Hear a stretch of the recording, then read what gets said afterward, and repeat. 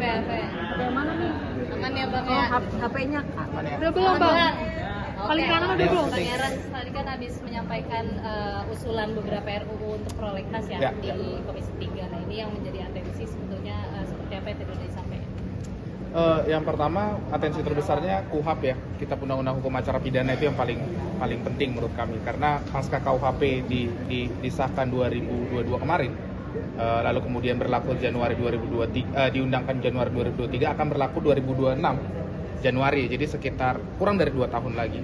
Kalau ini mau efektif tentu harus ada Kitab Undang-Undang Hukum Acara Pidana yang baru. Itu yang satu. Yang kedua, tadi kita rekan-rekan sudah dengar ya concern dari DPR juga bahwa banyak tindakan-tindakan yang sudah di luar batas, aturan-aturan yang diatur di luar KUHP.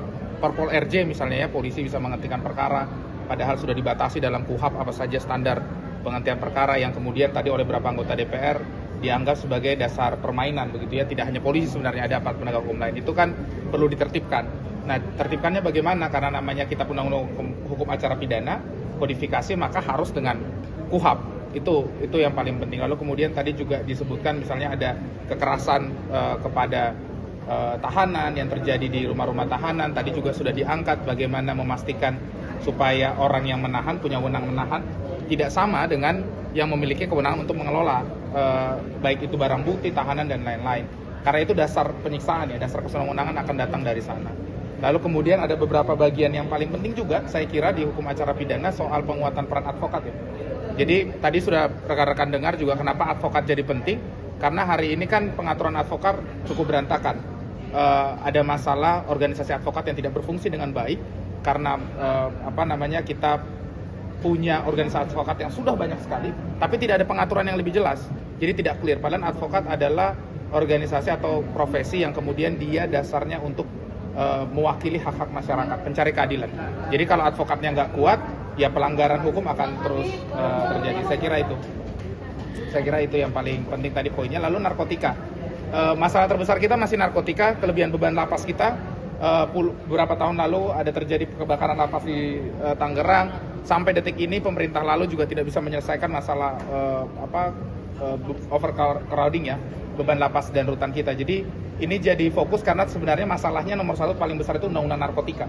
Pengguna narkotika dikirim ke lapas, tapi kemudian penyelesaian mekanisme mencari bandar dan lain-lain itu tidak terlaksana, tidak terjadi karena apa ya? Polisi, jaksa hakimnya disibukkan dengan jumlah kasus narkotika yang begitu besar. Jadi bagaimana caranya, ini yang kita harus rubah di RUU narkotika. Pemerintah sebenarnya udah bagus, Kementerian Hukum dan HAM, sekarang Kementerian Hukum ya udah berubah. Kementerian Hukum sebetulnya sudah menyiapkan rancangan undang-undang narkotika yang bisa memastikan bukan pengguna narkotika yang masuk ke dalam lapas rutan. Jadi memastikan supaya pengguna narkotika di bawah threshold, di bawah ambang batas penggunaan yang sebetulnya kita sudah kenal dari 2010.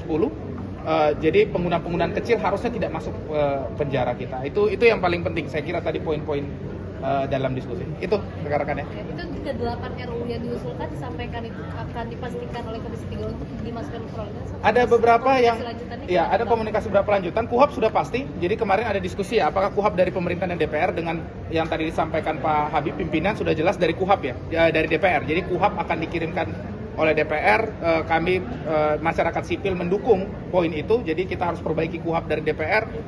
Yang kedua, narkotika melanjutkan carry over. Lalu kemudian yang paling penting bagian-bagian KUHP apa saja yang perlu diatur, penyadapan, bantuan korban, victim trust fund dan lain-lain akan kita masukkan ke dalam KUHP. Perampasan aset saya kira jadi isu, itu juga akan jadi bagian dalam KUHP. Jadi saya kira beberapa tahun ke depan kuncinya ada di KUHP dan narkotika ya, di DPR begitu. Oke, siap. Itu cukup ya rekan-rekan ya.